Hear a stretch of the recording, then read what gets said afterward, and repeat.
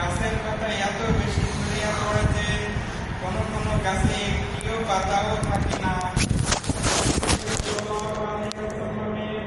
পবিত্র ইরশাদ হইল, ইখলাসের সহিত নামাজ পড়ার ফল এইরূপ নয় যে নামাজ আদায়কারী সমস্ত গুনাহ মাফ হইয়া যায়, একটিও বাকি থাকে না।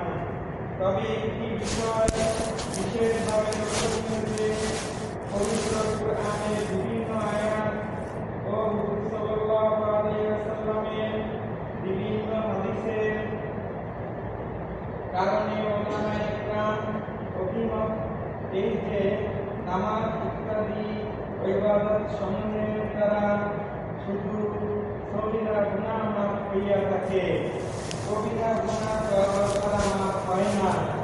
এই জন্য নামাজ আদায়ের সাথে সাথে মনোযোগ সহকারে তওবা ও ইস্তেগফারও করা যায়। ইহা হইতে গাফেল হওয়া উচিত নয়।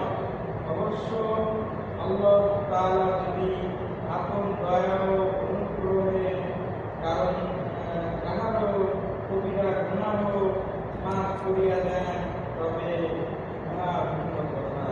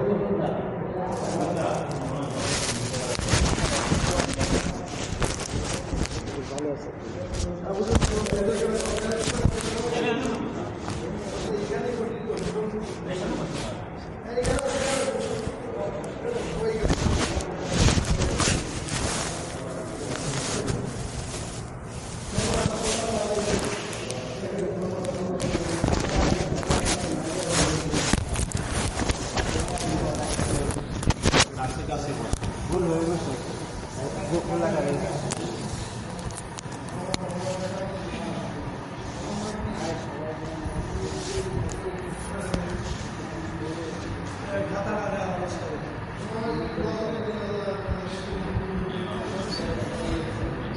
درود شریف پڑھی اللهم صل علی محمد كما صليت على ابراهيم اللهم بارك على محمد وعلى ال محمد كما باركت على ابراهيم وعلى ال ابراهيم انك حميد مجيد بسم الله الرحمن الرحيم نحمده ونصلي على رسوله الكريم اما بعد الحمد لله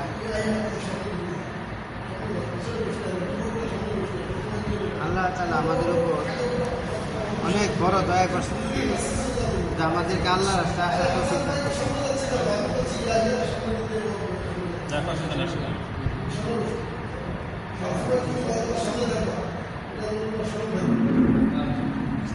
শব্দ আছে কথা ভালো ভাই, আমরা কথা শুনি, অনেক কথা শুনি, কিন্তু মানুষের বড়রা বলেন দুইটা কান আছে, একটা হচ্ছে মাটির কান, আরেকটা হলো অন্তরের কান। মাটির কান দিয়া যদি কোনো মানুষ কথা শুনে সে কথা ভুলে যায়, আর অন্তরের কান দিয়ে কোনো মানুষ যদি কথা শুনে কথাগুলো সে মনে রাখতে পারে। এই জন্য দিনের কথা শোনার আগে দিলকে খালি করে বসতে হয়। কোনো পাত্রের মধ্যে যদি পানি দ্বারা ভরা থাকে তো ওইটার মধ্যে অন্য কিছু ভরা যাবে না, আগে পাত্রটাকে খালি করতে হবে, এরপরে কিছু নেওয়া যাবে। তো মানুষের অন্তর একসাথে দুই কাজ করতে পারে না। কোনো ব্যক্তি যদি মনোযোগ দিতে পারে তাহলে ওই ব্যক্তি কিছু কথা নিতে পারবে। এই জন্য অন্তরকে খালি করে দিনের কথা শোনা। তো ভাই, আল্লাহ পাক আমাদের উপর অনেক বড় দয়া করছেন যে আমাদেরকে আল্লাহর রাস্তায় নিয়ে আসছে। এটা অনেক দামি একটা রাস্তা। দুনিয়াতে নেকি কামানোর যত রাস্তা আছে সবচেয়ে দামি হলো আল্লাহ রাস্তা। আর আল্লাহ রাস্তায় সর্বনিম্ন নেকি হলো 49 কোটি, সর্বনিম্ন নেকি। কোনো ব্যক্তি যদি আল্লাহ রাস্তায় বের হয় সাথে সাথে তার 3 জিনিসের দাম বাইরে যায়। 1 নাম্বার হলো তার জানের দাম বাইরে যায়। প্রমাণ হাদিসে আছে, কেউ যদি আল্লাহ রাস্তায় এসে মারা যায় তাহলে সে শহীদ। তার মানে প্রমাণ হলো আল্লাহ রাস্তায় আসলে জানের দাম বাইরে যায়। 2 নাম্বার, কেউ যদি আল্লাহ রাস্তায় আসে তাহলে তার মালের দাম বেড়ে যায়। প্রমাণ হলো হাদিসে আছে 1 টাকা কেউ যদি আল্লাহ রাস্তায় এসে খরচ করে তো 7 লক্ষ টাকা দান করার নেকি হবে। তো প্রমাণ হলো যে মালের দাম বেড়ে গেছে। 3 নাম্বার, কেউ যদি আল্লাহ রাস্তায় আসে সাথে সাথে তার সময়ের দাম বেড়ে যায়। প্রমাণ হাদিসে আছে আল্লাহ রাস্তায় এসে যদি কেউ একটা নেক আমল করে কমপক্ষে 49 কোটি গুণ এটা বাড়ায় দেওয়া হবে। তো সময়ের দামও বেড়ে গেল। তাহলে আমরা যারা আল্লাহ রাস্তায় আসছি আমাদের 3 জিনিসের দাম এখন অনেক বেড়ে গেছে, দান, মাল, সময়। এই জন্য অন্তর থেকে খুশি থাকা আর মনে মনে এই কথা বলা, আমি যদি চাই আমার এই তাবলীগটা কবুল হোক, আমার এই সফরটা কবুল হোক, তাহলে একটা কাজ করতে হবে, মনে মনে বলতে হবে, আল্লাহ আমি এখানে আসি নাই, আমাকে আপনি নিয়ে আসছেন। আমি মসজিদে আসি নাই, আপনি আমাকে মসজিদে নিয়ে আসছেন। আমি মসজিদের দিকে কদম বাড়াই নাই, আপনি আমাকে মসজিদের দিকে কদম ফালানোর তৌফিক দান করছেন। এই কথার নাম হলো ঈমান, যে আমি করি নাই, আল্লাহ করছেন। এটা হচ্ছে তাবলীগের প্রথম কথা। আমি করি নাই, কেউ করে না, কেউ কিচ্ছু করতে পারে না, সমস্ত কিছু করেন একমাত্র আল্লাহ। এটা হচ্ছে তাবলীগের প্রথম সফর, যে আল্লাহ করেন। তো আমরা যে রাস্তায় আসছি, রাস্তার দাম অনেক বেশি। প্রত্যেক বছর টঙ্গীতে বিশ্ব ইজতেমা হয়। ইজতেমার ময়দানে একজন মুরব্বী, বড় বুজুর্গ বয়ান করতেছিলেন। উনি বয়ানের মধ্যে বলেন এই কথা, দুনিয়াতে যত মানুষ আছে এর চেয়ে 10 গুণ বেশি আছে চতুষ্পদ জানোয়ার। তো মানুষ যদি 800 কোটি হয় তাহলে জানোয়ারের সংখ্যা হলো 8000 কোটি। পিঁপড়া, বিচ্ছু, সাপ বাঘ, সিংহ, শিয়াল এসব হলো চতুষ্পদ জানোয়ার। এদের সংখ্যা মানুষের চেয়ে 10 গুণ বেশি। এরপরে তিনি বলেন দুনিয়াতে যত জানোয়ার আছে এর চেয়ে 10 গুণ বেশি আছে আকাশের পাখি, আরো 10 গুণ বেশি। তাহলে এর সংখ্যা কত হবে আল্লাহর সৃষ্টি? এরপরে বলেন আকাশে যত পাখি আছে এর চেয়ে 10 গুণ বেশি আছে পানির নিচের প্রাণী, আরো 10 গুণ বেশি পাখির চেয়ে। তাহলে পানির নিচে আল্লাহ কত প্রাণী সৃষ্টি করছে? এই কথা মানুষ যখন চিন্তা করবে, নিজে নিজে একা একা বৈশা বৈশা আল্লাহর সৃষ্টি, আল্লাহর কুদরত নিয়ে চিন্তা করবে, তো এক মুহূর্তের ফিকিরের দাম 60 বছর ইবাদতের সমান। তো বলতেছে আকাশে যত পাখি আছে, কত কোটি হাজার লক্ষ কোটি পাখি, এর চেয়ে 10 গুণ বেশি হলো পানির নিচের প্রাণী। এরপরে বলেন পানির নিচে, সমুদ্রের নিচে, নদীর নিচে যত প্রাণী আছে এর চেয়ে আরো 10 গুণ বেশি আছে জিন জাতি, আরো 10 গুণ বেশি। তাহলে জিনের সংখ্যা কত? এরপরে বলে দুনিয়াতে যত জিন আছে এর চেয়ে অনেক গুণ বেশি আছে আল্লাহর ফেরেশতা, অনেক গুণ বেশি আল্লাহর ফেরেশতা। তো সর্বশেষ যেই কথাটা বলার জন্য এতগুলা কথা বললেন মুরব্বী, যে এতগুলা কথা বললেন একটা কথা বলার জন্য, সেই কথাটা হলো বলতেছে আল্লাহ তাআলার যত ফেরেশতা আছে এর চেয়ে অনেক গুণ বেশি ওই ব্যক্তির নেকি যে আল্লাহ রাস্তায় বের হয়েছে। এটা কোনোদিন হিসাব করে শেষ করা যাবে না। হযরতে মিকাইল আলাইহিস সালাম তিনি বলেন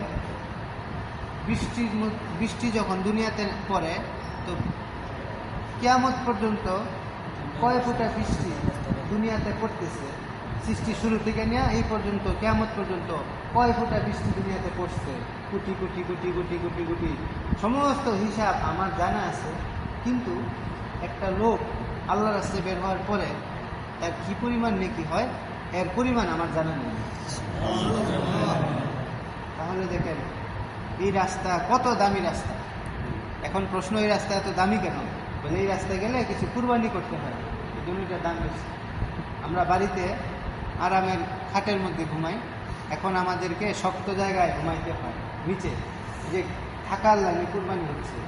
বাড়িতে থাকলে মন মতো বাজার করতে পারি, কিন্তু এইখানে মাসরায় যেটা হয় ওইটাই আসে, তো খানার লাগে কুরবানি হইতেছে। 3 নাম্বার, আমি বাড়িতে থাকলে যেখানে মন চায় ওইখানে যাইতে পারি, কিন্তু এখানে মন মতো যাওয়া যায় না, আমি সাহেবের অনুমতি নিয়ে যেতে পারি। এই জন্য আমার মন মতো চলা যাচ্ছে না। তো আমি আমার পরিবার থেকে দূরে আছি, পরিবার থেকে কুরবানি করতেছি, আমার সন্তান থেকে কুরবানি করতেছি, আমার রুজি রোজগার থেকে কুরবানি করতেছি। তো এত কুরবানি আমি একমাত্র আল্লাহর জন্য করতেছি, তো আল্লাহ এই রাস্তার দাম অনেক বাড়াই দিচ্ছে। এই জন্য কি বলছে, দাম কত বেশি? সর্বনিম্ন নেকি হইল 49 কোটি, এর কম কোনো নেকি নাই আল্লাহর রাস্তায়, কোনো নেকি নেই। 49 কোটির নিচে আল্লাহর রাস্তায় কোনো নেকি নেই। একটা নেকামল করলে কমপক্ষে 49 কোটি গুণ আল্লাহ বাড়াই দেবে, একদম হাদিসের কথা। এই জন্য ভাই আমি যেটা আপনাদেরকে বুঝাইতে চাইতেছি, এই রাস্তাটা অনেক দামি রাস্তা। এই জন্য দিল থেকে খুশি থাকা, আল্লাহ নিয়ে আসছে, আমরা আসি নাই, আল্লাহ নিয়ে আসছে। তো গতকালকে আমাদের পুরা নরসিংদী জেলার একটা জোর হয়েছে, আমাদের নরসিংদী জেলা মার্কাজে। কাকরাইলের মুরব্বী মাওলানা জাকির সাহেব দামাত বারাকাতুহু, উনি মাগরিবের পরে বয়ান করছেন। আলহামদুলিল্লাহ, বয়ানের পরে নগদ 30 জন বিদেশ সফরের জন্য তৈরি হয়ে গেছে। তো উনি খুবই গুরুত্বপূর্ণ একটা কথা বলছে, যে আমি আপনাদেরকে মুজাকারা নিয়ত এখান থেকে 2-1 কথা শোনাই। আশা করি ইনশাল্লাহ এই কথাগুলো শুনলে আমার ফায়দা হবে, আপনাদেরও ফায়দা হবে ইনশাল্লাহ। তো আসলে কথা মনে রাখার একটা তরতিব হইল যে লেখা রাখা, সাধ্য মতো লেখা রাখা। তো বড়রা যখন কথা বলেন অনেক মানুষ এটা লিখে রাখে, এতে কি হয়, পরবর্তীতে নিজেরও ফায়দা হয়, আরো 2-1জনকে বলা যায় বড়দের কথাগুলো, এবং এই কথার মধ্যে নোট থাকে। কারণ ওনারা, আমরা তো ফিকির করি হয়তো একটা এলাকা নিয়ে, ওনারা পুরা বিশ্বকে নিয়ে ফিকির করে। এই জন্য ওনাদের কথার একটা তাসির আছে। তো উনি বয়ানের মধ্যে বলতেছিলেন যে আসলে আমাদের বড়দের, আমাদের যারা মুরব্বী আছেন, আমাদের তবলিগের মুরব্বী এবং যারা বড় ওলামায়ে কেরাম আছে, ওনাদের চোখের দৃষ্টি কত দূরে যায়, ওনাদের চোখে একটা ফেরাসত আছে। সেটা কি? তো অনেক বছর আগে, প্রায় 50 থেকে 60 বছর আগে, কাকরাইল মসজিদ, ঢাকা, কাকরাইল মসজিদটাকে যখন বানানো হয়েছিল তবলিগের জন্য, তো মসজিদটা একতলা ছিল তখন, আর ছোট একটা মসজিদ বানাইছে। তো ইঞ্জিনিয়ার আব্দুল মুকিত সাহেব রহমতুল্লাহ আলাই তখন জীবিত ছিলেন। তো তখন সব গুজারি হইতো প্রত্যেক বৃহস্পতিবার, কিন্তু মনে করেন কাকরাইল মসজিদ তখন এরকম একতলা, এই পর্যন্ত মসজিদ। তো সব গুজারিতে মসজিদ পুরাটা ভরতো না, মানে অর্ধেক মজমা ভরতো আর অর্ধেক খালি থাকতো। তো এইভাবে চলতেছিল। একবার এক সব গুজারিতে হযরত মাওলানা সাঈদ খান সাহেব রহমতুল্লাহ আলাই, যিনি আরব দেশের তবলিগের জিম্মাদার ছিলেন, উনি কাকরাইল আসছেন মেহমান হিসেবে। তো উনি যখন বয়ান করতে বসলেন, তো উনিও দেখলেন যে মজমা অর্ধেক বসছে আর অর্ধেক খালি। তো উনি বয়ানের পরে ইঞ্জিনিয়ার আব্দুল মুকিত সাহেব রহমতুল্লাহকে ডেকে বলতেছেন, দেখো মসজিদটা তো অনেক ছোট হয়ে গেছে, এই ছোট মসজিদ দিয়ে তো হবে না। তো বললেন, হযরত কি বলেন, মসজিদ তো অর্ধেকও ভরে না, তো মসজিদ তো বড়ই, মানুষ এনে আসে না। তো বলে, দেখো এই মসজিদটাকে ভেঙে ফেলতে হবে, এই মসজিদকে তুমি রাখতে পারবে না, এটা অনেক ছোট হয়ে গেছে, এই মসজিদকে ভেঙে ফেলতে হবে। তো উনি কথাটা যখন বলছিলেন তখন ওনার বুঝে আসতেছিল না হুজুর কি বলে, মসজিদ তো অর্ধেকই ভরে না, এটা আবার ভাঙতে হবে কেন, বা এটা আরো বড় করতে হবে কেন? আলহামদুলিল্লাহ ওই মসজিদ এখন এরকম পাশে 6 তলা সহ হয়ে গেছে, কামরা সহ, অর্থাৎ এত বড় হয়ে গেছে।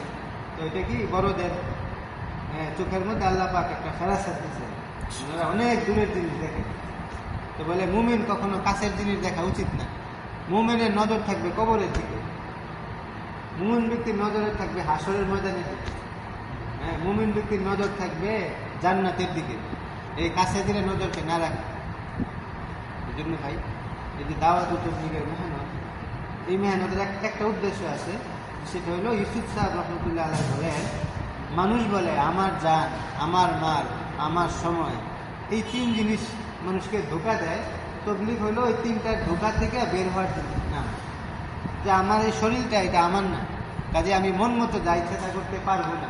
2 নাম্বার, আমার পকেটে যত টাকা আছে, 10 টাকা হোক, 100 টাকা হোক, 1 কোটি টাকা হোক, একটা টাকার মালিকও আমি না, আমি এগুলা কামাই করি নাই, আল্লাহ দিছে। অর্থাৎ এই টাকাটা আমি আমার মন মতো খরচ করতে পারবো না, আল্লাহ যেই রাস্তায় খরচ করলে খুশি হবে আমার ওই খাতে খরচ করতে হবে। আর 3 নাম্বার হলো আমার সময়, আমি আমার সময়কে ইচ্ছা মতো কাটাইতে পারবো না, এটা আল্লাহ তাআলা আমাকে দিছেন, এই জন্য আল্লাহর খুশি মতো এই সময়টাকে ব্যয় করা। এই 3 জিনিসের নাম হলো তবলিগ। আমার শরীরকে কি কাজে লাগাবো, আমার সম্পদকে কি কাজে লাগাবো, আমার সময়কে কোন কাজে লাগাইবো, এই 3 জিনিস শিক্ষা করার নাম হলো তবলিগ। আমরা সফরে আসছি এই 3 জিনিস শিখার জন্য, আমার শরীর দিয়ে কি করব, পকেটের টাকা দিয়ে কি করব, আর সময়কে কোন কাজে লাগাইব। যদি এই 3টা আমার ঠিক হয়ে যায়, আমার তবলিগ ঠিক হয়ে গেছে, আর আমার জিন্দেগিও ঠিক হয়ে গেছে। এরপরে বলতেছিলেন, ঈমান যদি কারো দিলের মধ্যে আসে, তাহলে তার 2টা জিনিস অনেক বাইরে যাবে। ঈমান যদি কারো দিলের মধ্যে প্রবেশ করে, তো তার 2 জিনিসের দাম অনেক বাড়বে, অনেক বাড়বে। সেটা হলো তার 1 নাম্বার তার শুকরিয়া বাড়বে, আর 2 নাম্বার তার সবর বাড়বে, ধৈর্য। শুকরিয়া কাকে বলে দেখেন, এই যে আমরা এখানে বসে আছি, এটা কিন্তু আল্লাহর একটা নিয়ামত। অনেক মানুষ এই বসার তৌফিক পাইতেছে না, এই যে আমরা একটু বসে আছি, এই বসারও তৌফিক অনেকের নেই, তার মানে এটা আল্লাহর একটা নিয়ামত। শুকরিয়া কাকে বলে, যে এটার জন্য খুশি থাকা, আর আরো মানুষ যাতে নিয়ামতে আসতে পারে এই জন্য ফিকির করে, এটার নাম শুকর। আল্লাহ আমাকে ঈমান দিয়েছেন, সবচেয়ে দামি নিয়ামত। যদি আজকে আমার জন্য একটা ইসরায়েলের ইহুদির ঘরে হইতো, তাহলে কি অবস্থা হইত? আল্লাহ আমাকে দয়া করছেন, মুসলমানের ঘরে পাঠাইছেন, এই যে এত বড় একটা নিয়ামত দিয়েছেন, মুসলমান হওয়ার তৌফিক দান করছেন, এটা শুকরিয়া কি? যে শুকরিয়া হলো মনে মনে খুশি থাকবো এবং আরও মানুষ যাতে ইমানের নিয়ামত পাইতে পারে এই জন্য মেহনত করবো। এটার নাম হলো শুকরিয়া। আর আল্লাহ বলছেন কি, লাইন শাকার তুমি যদি আমার নিয়ামতে শুকরিয়া আদায় করো, নিয়ামতকে আমি আরো বাড়াই দেব। আর যদি শুকরিয়া না করো, তোমার উপর আমি আযাব নাযিল করব। এই জন্য ভাই, আমরা যে মুসলমান হয়েছি, এই যে নিয়ামত পাইছি, এটা শুকরিয়া কি, মনে মনে দিল থেকে খুশি থাকতে হবে, আরো মানুষকে দিনের পথে আনতে হবে। তো এই জিনিস। আর 2 নাম্বার কি, সবর করা, ধৈর্য ধরা। তা আমাদের কতটুকু ধৈর্য আছে, ততটুকু ঈমান আছে। আমাদের যার যতটুকু ধৈর্য আছে ওই পরিমাণ আমাদের ঈমান আছে। তা আমাদের কতটুকু ধৈর্য আছে প্রশ্ন করি। যে একজন সাহাবীর ঘটনা শুনাইলেন। একবার এক মহিলা, একজন খারাপ মহিলা, একজন সাহাবীর নামে মিথ্যা অপবাদ দিছে। তখন ওই সাহাবী এদিকে গুরুত্বই দিলেন না। মিথ্যা অপবাদ দিছে, ওনার সময় নাই, উনি তো আমল নিয়ে ব্যস্ত, দিনের টাকা যা নিয়ে ব্যস্ত।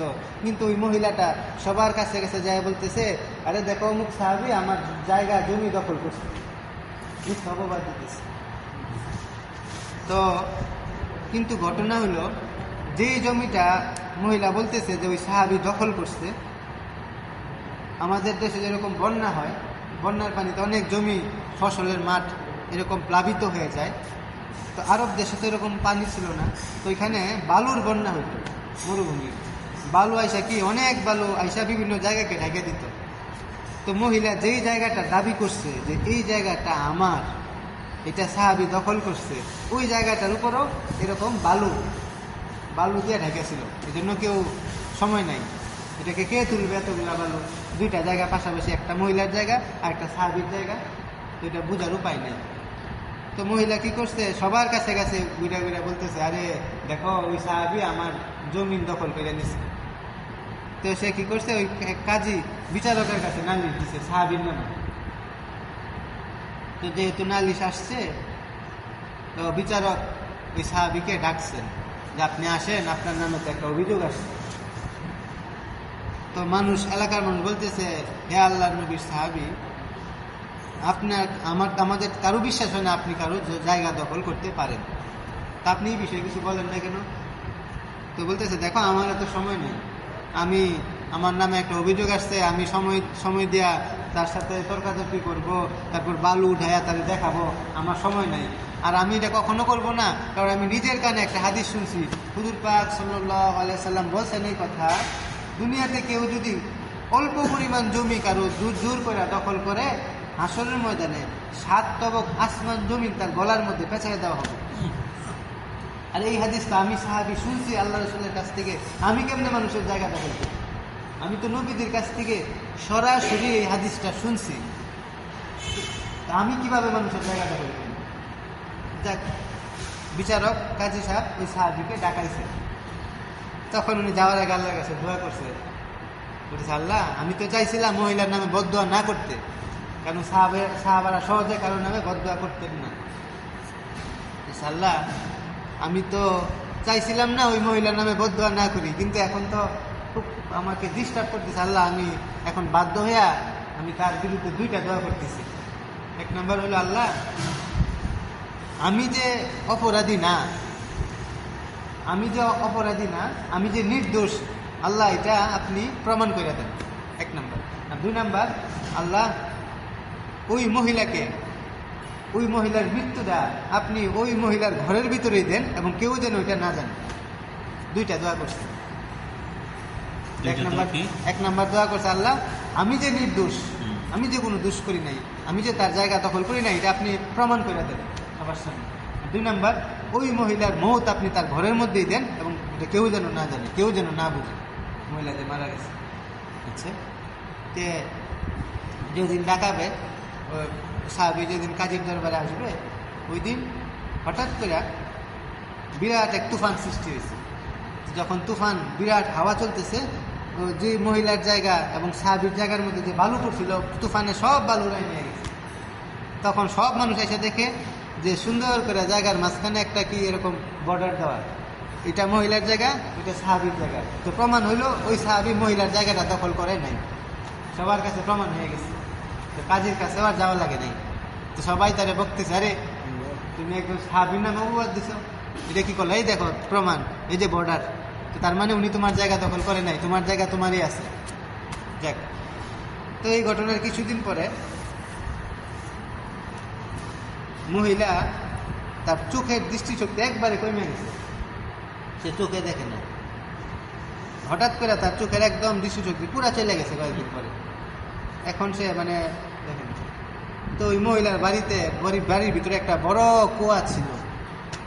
আরব দেশের যে কুয়াগুলো হয় এগুলো অনেক গভীর হয়, আরব দেশের যে কুয়া অনেক গভীর। তো মহিলা তো জন্ম থেকে অন্ধ না, যারা জন্ম থেকে অন্ধ তারা অনেক সময় বুঝতে পারে এই দিক দিয়ে কি আছে, ওই দিক দিয়ে কি আছে। আর মহিলা তো জন্ম থেকে অন্ধ না, এই জন্য তার হাঁটতে খুব কষ্ট হয়, নামতে যে দিক দেওয়া যায় ওই দিক দেওয়া যায়। এইভাবে একদিন ঘটনাক্রমে তার বাড়িতে কেউ ছিল না। ওই মহিলা একদিন এমনি হাঁটতে হাঁটতে একবারে কুয়ার মধ্যে পড়ে গেছে, গভীর কুয়া, ওঠার কোনো ব্যবস্থা নেই, এবং সাথে সাথে কুয়াতে পড়ে তার মৃত্যু হয়েছে। কেউ জানে না, একদিন, 2 দিন, 3 দিন, 1 সপ্তাহ, কারো কোনো খোঁজ নাই। এইভাবে 2 সপ্তাহ পরে এক লোক ওই মহিলার বাড়িতে আসছিল, আইসা দেখে অনেক বাজে গন্ধ। দেখলো যে দুর্গন্ধ কিসের, এরকম তালাশ করতে করতে দেখে কুয়া থেকে দুর্গন্ধ আসতেছে। তো এরকম কুয়ার মধ্যে একটা বালতি ফেলায় দেখে মহিলার শাড়ি কাপড় উপরে উঠে আসছে, আর কিছু মাংস হাড্ডি এগুলো পইচাই পরে আসছে। তখন মানে বললেন যে এটার নাম হচ্ছে সবর, যে আমি দোয়া করলাম, আমি অপেক্ষায় থাকবো দোয়াটা কখন কবুল হয়।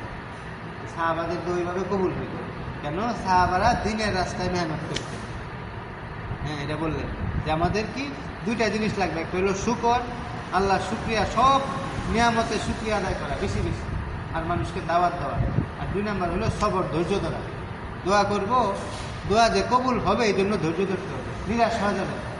আমার দোয়ার মধ্যে লাগেই থাকতে হবে, আল্লাহ আপনি আমার দোয়াটা কবুল করেন, এবং আশা রাখা অবশ্যই আল্লাহ আমার দোয়া কবুল করবে, আশা রাখতে হবে।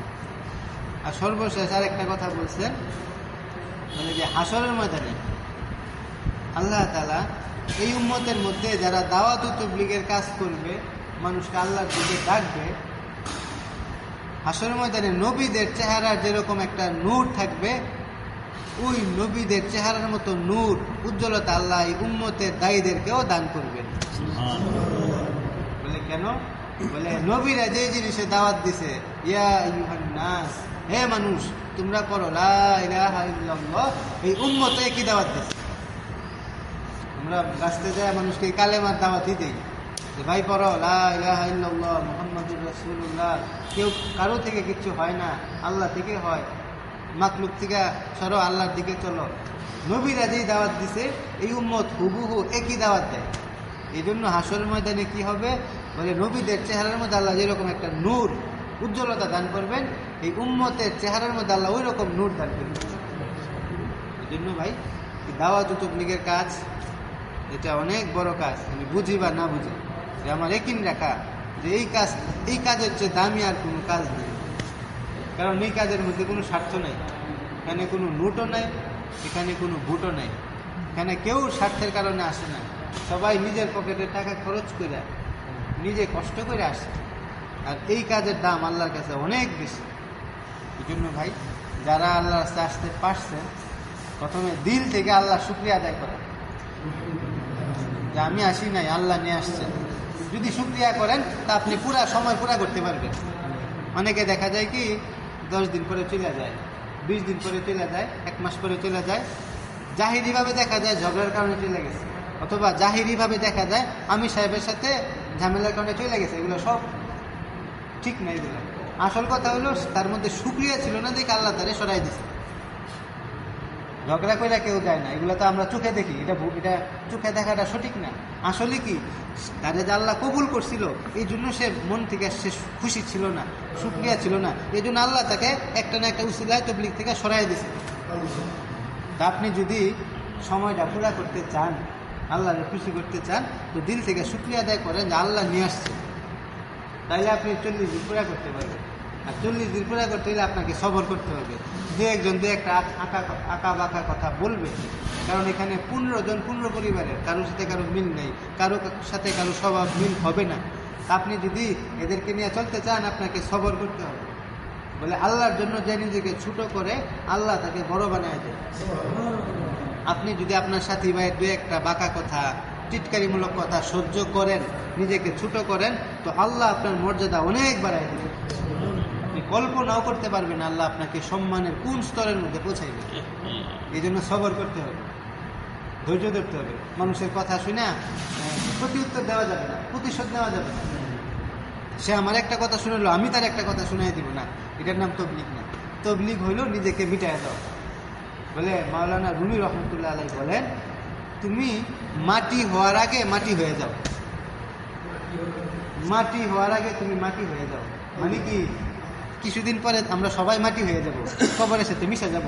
তো মাটি হওয়ার আগে দুনিয়াতে থাকতে তোমার নিজেকে মাটির মতো বানায় ফেলো, নিজেকে ছোট করো, আল্লাহ তোমাকে বড় বানিয়ে দেবে। এই জন্য ভাই যেটা বলতেছিলাম, তা আমরা সব সময় যে তবলিগের মধ্যে আসছি, আমরা সবসময় একটা ফিকিরের মধ্যে থাকার চেষ্টা করি। গাফলতের সাথে কেউ থাকবো না। ফিকিরের দাম অনেক বেশি। আমাদের এই জয়নগর এলাকায় 2 মাস আগে পাকিস্তানি একটা জামাত আসছিল। ওই জামাতের একজন মুরব্বী বয়ানের মধ্যে বলতেছিলেন ফিকির কাকে বলে। তিনি বলেন এলেম যদি, তিনি বলেন মূর্খতা, আমরা তো মূর্খতা বুঝি, এলেম না থাকাকে বলে মূর্খতা।